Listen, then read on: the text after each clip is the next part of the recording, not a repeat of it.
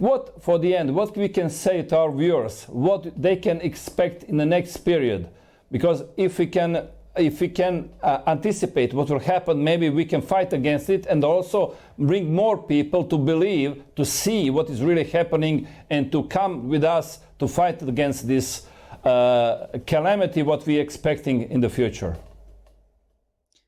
Well, I'm sure this is the case for you, Andrea, as it is for me and all of the people watching this, because they care about their future and humanity, by the way. We don't want to see anyone suffer. This isn't just about self-preservation, although that's part of it, of course, but it's also about preservation for our neighbor. We all have the same red blood. And we don't want to see people suffering under this agenda. And so even the people that are fully asleep, I am trying to reach them. That's the point of your broadcast, right? To wake more people up.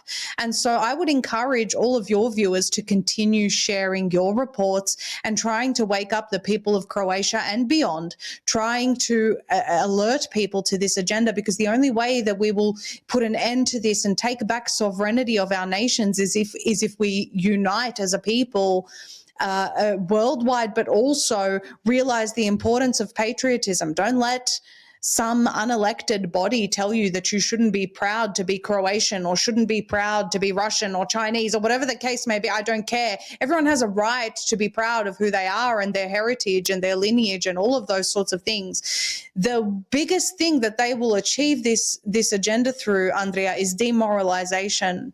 It's something that has worked very, very successfully in countries like Canada and Australia and New Zealand, and so many people are demoralized. I don't say that to upset my Australian friends.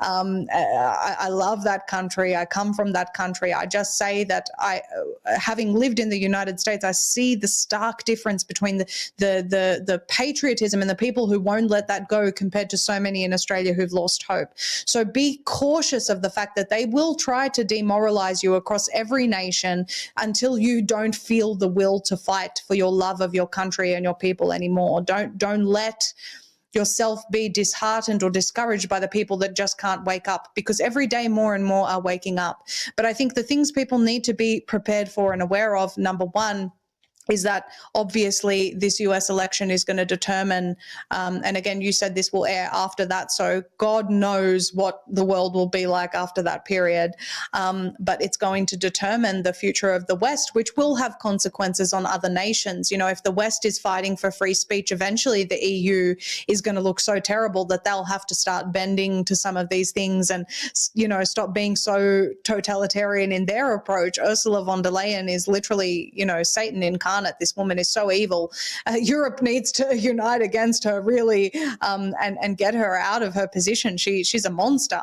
And so she's actually, I'll just quickly mention, Andrea, she's actually part of this agenda called the AI World Society. She's written in this book called Remaking the World Towards an Age of Global Enlightenment. So it's no wonder that she is as totalitarian as she is, because in this book it says we need to essentially transfer to AI government. Everyone needs to be linked through, you know, their brains to AI, and we need to control their speech and everything that they say and have a social credit system and all of this. I encourage people, watch my series. You can go to zeemedia.com, that's zeemedia.com, and go to the interviews page and just search UN 100 full series. You will see what Ursula von der Leyen has agreed to in there, and then you'll understand a lot more of what's going on in Europe. Anyway, if the West fights back, and obviously the US having different leadership is going to mean a lot for the rest of the West, and then it will have a flow-on effect. Ultimately, we need to protect free speech, because without that, we can't fight anything. We can't fight ideas, we can't fight agendas, we can't fight laws, bills, anything. And I think people just need to be aware of those things, those wild cards that I warned about, that cyber COVID, I think they're reserving for the final sort of blow, the final crisis. So let's all be anti-war, anti-depopulation, anti-United Nations. Take back the sovereignty of our nations. Don't be afraid of these people before it's too late, before we can't freely communicate anymore. And just know that we are allied in this.